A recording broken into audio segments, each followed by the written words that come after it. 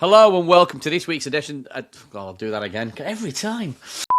Netflix basically trying to become Instagram and Instagram trying to become Netflix. 6 million people watched it live on Saturday itself. Merwan, the president, has talked about trying to create like Disneyland for adults. From a FIFA perspective, your concern would be that he's able to capture so much attention without having to do anything directly with you.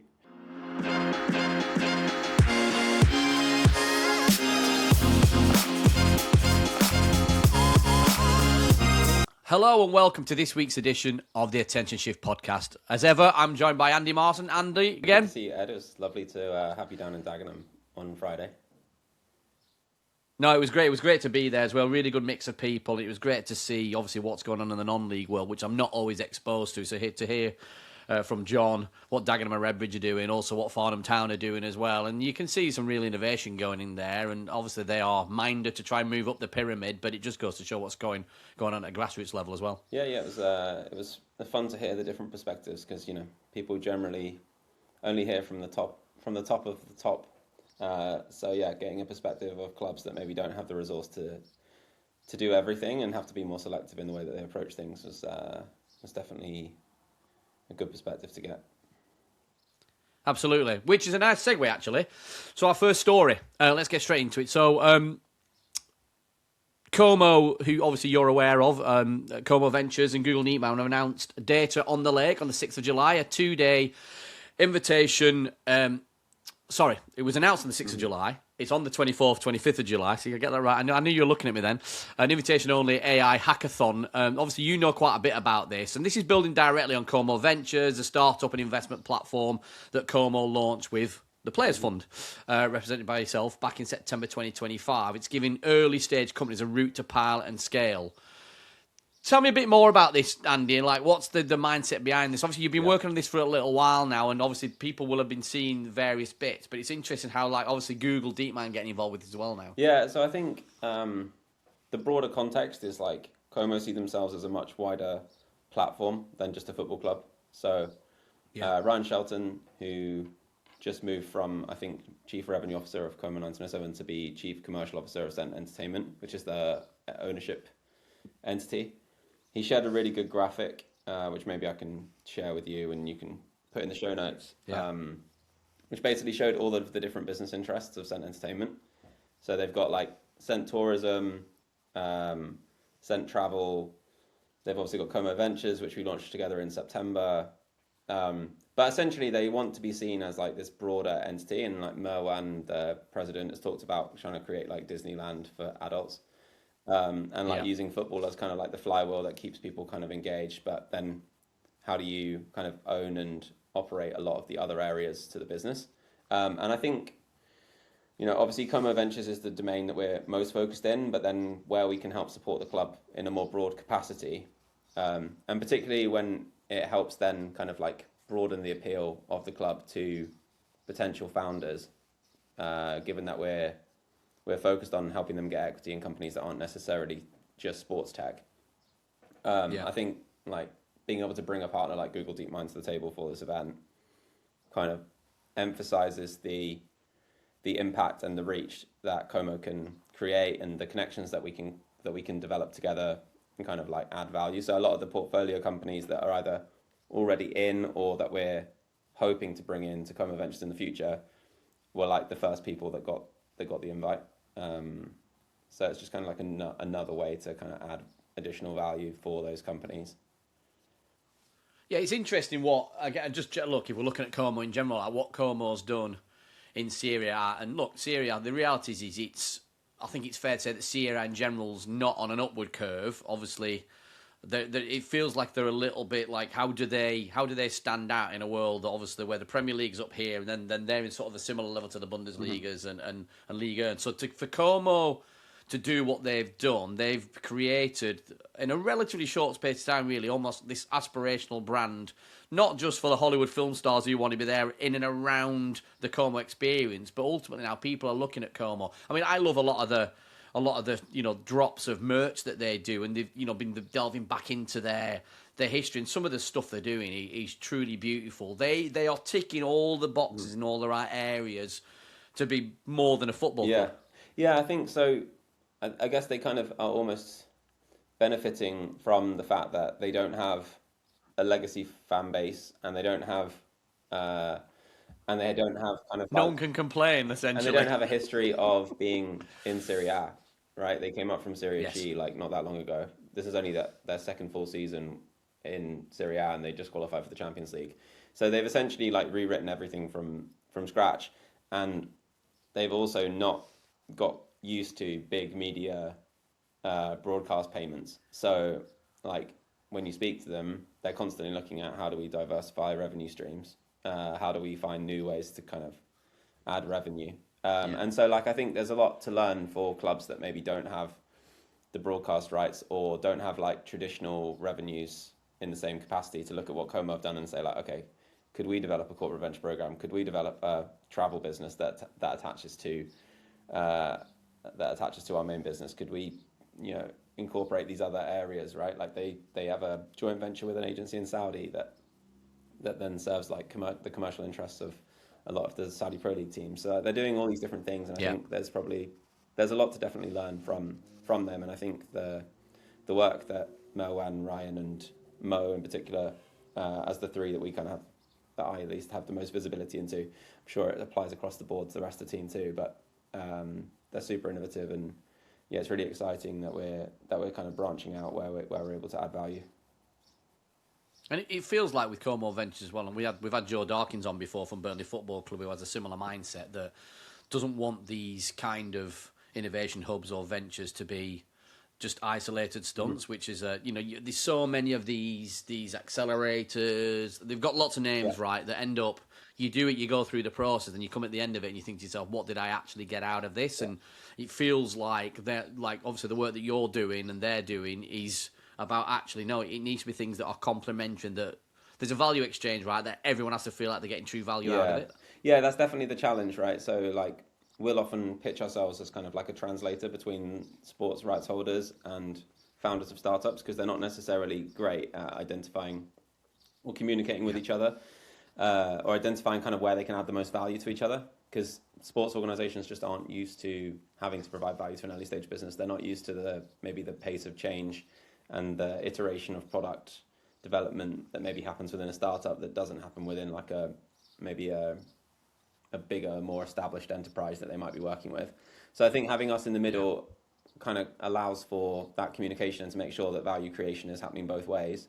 And yeah, I think the other part to it is like just having someone that's like always on and always thinking about innovation and kind of like integration of the venture partners allows for kind of that to happen. Because if you, like a lot of programs that happen with an accelerator, it's like a 10-week sprint, right? It's announce that we're going to be an innovation program, then get loads of companies to apply, then you as the host of the accelerator then pick a winner, then you just hand off this startup to a sports organization that doesn't really know how to use it and go, congratulations, this was the winner, like now go integrate this into your tech stack. Like there's an example of, and then no one in the organisation has any clue what to do with it, because they were never part of the process. You need to be embedded.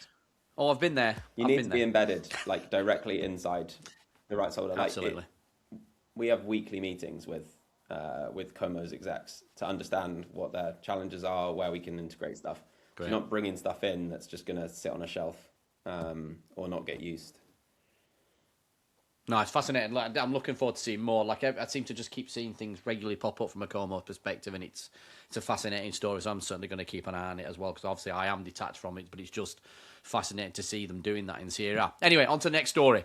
So YouTube did a football match in Central Park this week, and it obviously wasn't related to any rights. So iShowSpeed, who's been very much one of the faces of YouTube's activation of the World Cup with FIFA, they played a game in the Woolman Rink, which obviously it's this time of year that it's not ice, in Central Park. And look, it was an exhibition match captained by iShowSpeed with some other creators as well. Dove Mencare and Lays were live stream partners, so it was very much commercialised. And it featured a roster of a combined 270 million subscribers across all the different creators' channels. So early evidence suggests that 6 million people watched it live on Saturday itself. So it was getting serious numbers. And I think it just goes to show that how you can link the physical activation around a major sporting event to the digital audience, which is already switched on to what's going on at the World Cup and ultimately constantly looking for content and then coming across things like this. Yeah, it's interesting, right? I think like if you have an attachment, I guess, to the creators, then this is just like another way to kind of see their personalities or associate. But I guess from a FIFA perspective, your concern would be that he's able to capture so much attention without having to do anything directly with you. With no rights, absolutely, yeah. No, that, and I think that's we've seen that. We covered this a little bit on the pods the last couple of weeks. That you know, and I wrote a post about this as well. Like, this has been the World Cup of watch-alongs. It's not just watch-alongs, right? The point is conversational, personality, lifestyle-led live streaming of videos where you literally don't need any rights to be able to do it. It feels like a lot of content creators, podcasters, whatever you want to call them, have realised that actually, with an opinion around what's going on, they can actually attract this audience because the audience is there and just looking for content all the time. Yeah, I guess there's just like a insatiable appetite for content, right? So you can just, if there's stuff on, like, people just want to be able to constantly consume. And then I'm sure he'll be able to clip a lot of the content as well, and highlights will be getting shared. And I guess it's a good time in the kind of calendar of the World Cup to do an exhibition match, because you're at like a low enough quantity of matches now that people have maybe got the capacity to also consume a creator stream. Whereas if you try to do this during the group stages, maybe there's like too much football. Yeah. You're right. You're in that window now where, because I don't know about you, but I'm the same. Like, oh Christ, there's no games now till whatever day. Like, what do you do to fill the time in between? It's always when you get into the real business end of the tournament, but actually you find yourself then with days where there's not a lot going on and you are looking for other content. So to slot these things in those kind of windows does make sense. Yeah, because I guess was yesterday there was no game on, right? Yesterday there was no game on. That's so right. Yeah. He's basically picked a day just after two of the quarterfinals where people are like, well, I still want to. It's a weekend and I still want to watch football, but there's nothing to watch. Yeah. So that's probably... And also a great place to do it as well, like Central Park as well. Wimbledon have done something similar there as well. Same location, like a couple of weeks ago. Yeah. So it's interesting programming from them, from that perspective as well. But I would be curious how you could maybe, like, as a rights holder, how you could learn from it in terms of, like, could you create a Creator World Cup and have it running kind of like simultaneously to... Yeah, in parallel, in the windows where there's no games going on, but there's other stuff going on. And link it back. Yeah, there's ways and means, right? And get some kind of crossover where you're bringing some people, who are professionals into the creator stuff, whether that's as pundits or involved. I mean, look, it's in a lot of ways, it's what's been going on with Bowler League, and that way you're bringing a few people in. But having it going on, like you say, to capitalise on what's going on at that time, there's definitely then... I mean, my mind's whirring on that now. More inventory, there's more stuff you can do with from a commercial perspective, just to expand and reach an audience that you might not be reaching through your normal means. He's the president of Baller League USA, right? Yes. But this wasn't a Baller League event. This was just a content creator event. Don't think so. Yeah. Because that feels like an opportunity, right? Like if FIFA aren't going to do it, like as Baller League, like could you create or put your programming in kind of like interlinked with the World Cup? Like do your own... I know like Kings League did a World Cup, didn't they? I think. Yes. So, yeah, they do. Almost like timing it at the same time. I don't know. It kind of goes, I guess, one or two ways. One way is like no one cares because they're too busy focused on the main thing, or there's just like an insatiable appetite for football content. So actually, it's the perfect time to do it. Yeah. No, it's interesting. Right, next story. So MLB, and you know way more about this than I do, so I'm glad we had a pre-chat. MLB just signed a cricket superstar as a league ambassador. Because baseball's trying to crack India, right? But they clearly think that cricket is a way to be able to do this. So they announced on Wednesday they signed an Indian cricket star. I'm going to say Sky's his nickname because I can't actually pronounce his real name, but you might be able to get that one right. And he's become the league ambassador, and he's and this is alongside a complete rights renewal with Indian broadcasters. So Geostar are going to select regular season games, the All-Star game, postseason, and World Series in India. He started doing activations this weekend around the All-Star game in Philadelphia, and there's going to be various fan engagement initiatives and original content event appearances. But we were saying off camera earlier, it's interesting that MLB are clearly leaning into cricket as a way to expand their reach, certainly in India, right? If not more. Yeah, there's a similar strategy also happening in Europe as well, or in like the cricket playing countries at least. So the UK, Yeah. for example, Harry Brook, who's the England captain in 2020 and one day and potentially Test. We'll see, I guess, who gets appointed as the Test captain. But Yeah. he's had a partnership in the past with MLB where the MLB logo was on his bat. He's done like some content kind of overlapping content where he's done like baseball challenges with the MLB when they've played their MLB Europe games in London. I think Joss Butler as well has been involved in some of those kind of like content collabs where they do like essentially like hitting challenges, right? Like it's a cricketer trying to hit a baseball with a baseball bat, and then it's a baseball player trying to hit a cricket ball with a cricket bat. Because it's quite a different. Well, there's obviously a lot of similarities, but also it's quite a different mechanism in terms of like the way that you maybe set yourself up, like the stance wise. Well, some would argue some of cricket's gone down that road now, becoming more like Yeah, baseball. well, someone Anyway, like the way Harry they're taking Brook some who of the plays a shots lot off. of like T20 and one day cricket is probably more suited to that. But I think he's a big baseball fan as well. But it cuts both ways, right? Like I think it's kind of interesting because obviously MLB is doing all this work to try and reach the cricket audience, but at the same time, it's probably working the other way as well. So like it's probably then helping cricket to become more popular in the US. So like cricket's kind of winning from this as well in terms of like just getting exposure to the North America market, which is a really important market to them. So it's quite an interesting trade-off because it's not like a completely one-way dynamic. If you grow the game of baseball in India, you're probably also growing the game of cricket in the US. Yeah, and a lot obviously, Major League Cricket's going on at the moment, and I must admit I've not seen any of it yet myself. But it's clearly getting some kind of traction, and you'd imagine there's going to be some kind of halo effect that comes from doing this as well. And look, like I said, it's interesting that, and I mentioned this off camera, and we know, John Boy Media were not involved in this as far as we're aware, but MLB did take an investment in John Boy Media, and John Boy Media have been doing lots of cricket-orientated watch-alongs, even just US specific, using some of their baseball creators to do it as well. So you can see that there's a theme running through a lot of this. So, and it does make sense because, like, I guess as sports, both are very stats heavy. Obviously have similarities in terms of how the game's played. So you can see obvious crossovers. Yeah. Both summer sports, both very statistic heavy. Both basically individual sports played as a team. There's a lot of overlapping. There's definitely a lot of overlapping interests. So I can completely understand the strategy, and having someone like Surya Kumar Yadav. Thank you. you. There you go. Or Sky, if you want to call them that. Involved, I think will definitely help raise the profile. Another interesting one that I remember from a while back doing research on sponsorship back when I was at CSM was Rohit Sharma, I think, had a sponsorship deal with La Liga where he had La Liga on his bat as a way to kind of promote it. Yeah.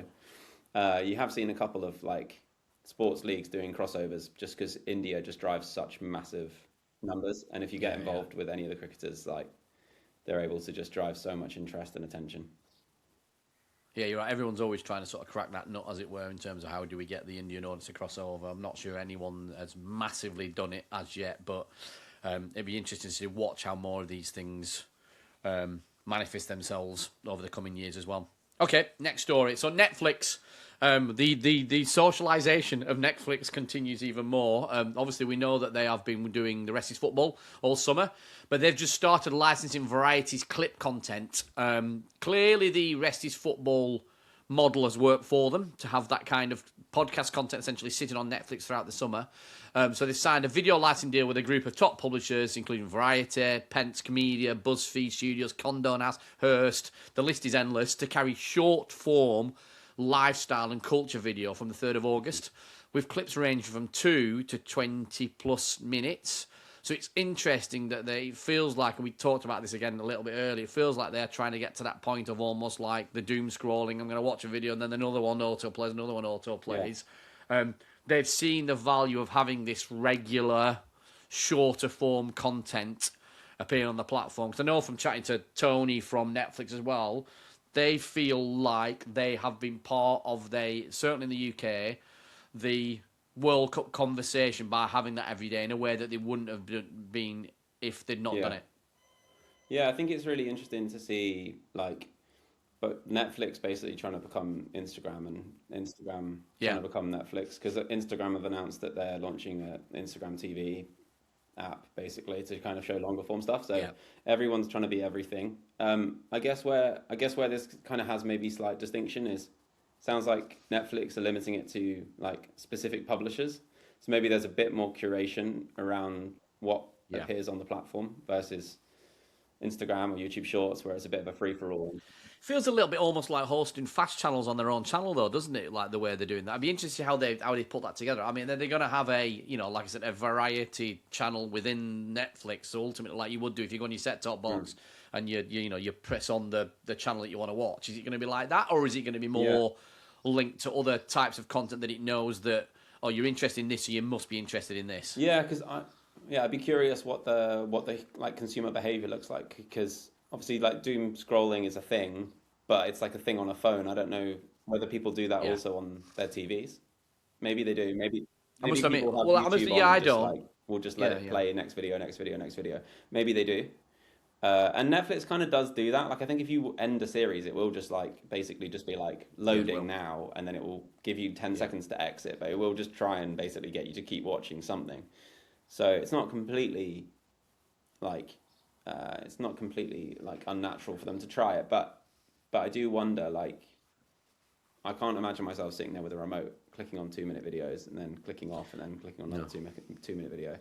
But I think it's a different leaning experience, Netflix. But hey, look, could be totally wrong. But you can see what they're trying to do. They're trying to bring yeah, an audience that's more used to those short form clips into that environment. And I guess they're imagining that if they can get them in for that, they can get them over to some of the longer form stuff. And I think that's what they've viewed Rest is Football as well. Is it's brought people in to watch that, but then when they're in there, they've then it's not that people forget about Netflix, like, but it's reminded, yeah, we're still here too. I know the World Cup's going on, but don't forget about us. yeah. I mean, quite a lot of those publishers are media focused, right? So you can imagine like if there were clips from Variety where it's like someone chatting on a podcast about how much they love the new Game of Thrones, or maybe that's not a good example because it's not a Netflix show, but like the new Squid Game or whatever it is, Yeah, and then it's like almost like suggesting to you like you can now go watch Squid Game or go watch this other thing that relates to it, right? Like you're listening to Rest is Football, now go watch the Vardy documentary that they just mentioned, like kind of thing.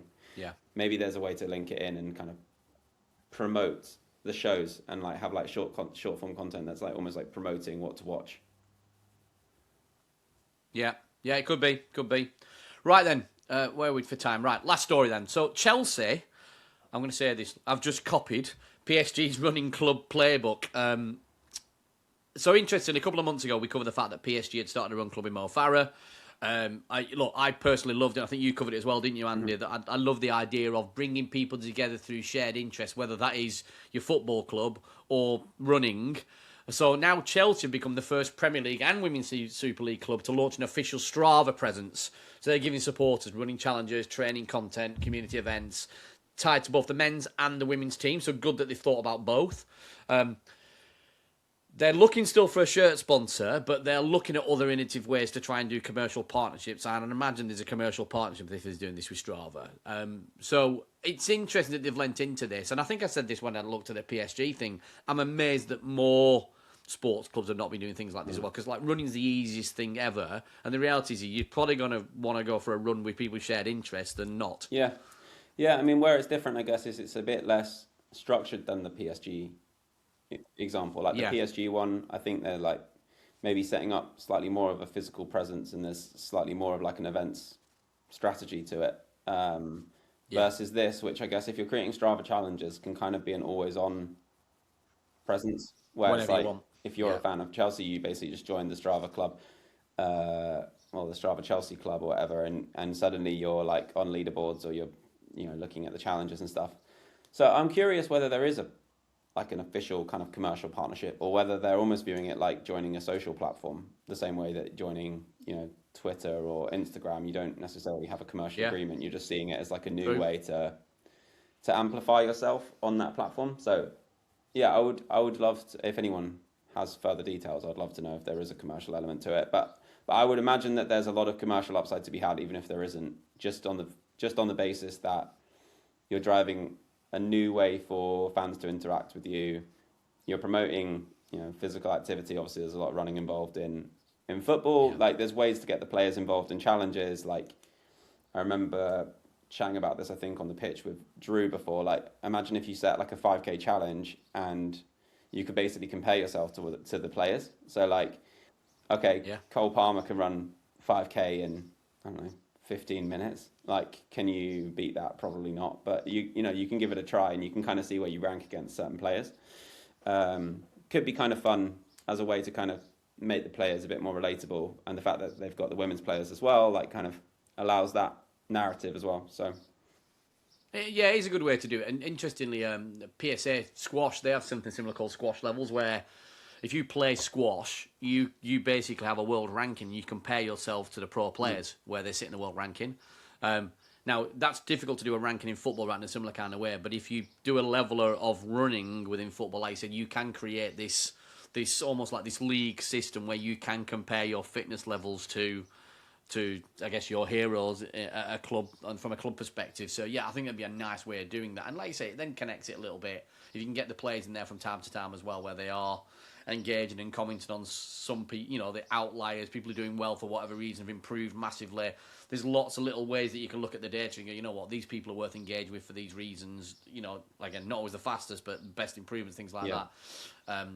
There's a nice way of linking it to engagement, which is not as football specific, which can often then be very argumentative. Yeah, I think it can drive fan engagement from that perspective. I think it helps the brand kind of appear as more of just a lifestyle and sports brand rather than like a pure football brand, which I think particularly on the kind of like new fandom and female fandom side will allow maybe the club to kind of access a broader demographic than maybe the core football fans, right? Because I would be surprised if the apparel partners, which I think for both PSG and Chelsea as Nike, aren't leveraging this as a way to kind of push maybe more running style apparel with a Chelsea logo or with like Chelsea style aesthetic or PSG style aesthetic to consumers, where like actually maybe you don't even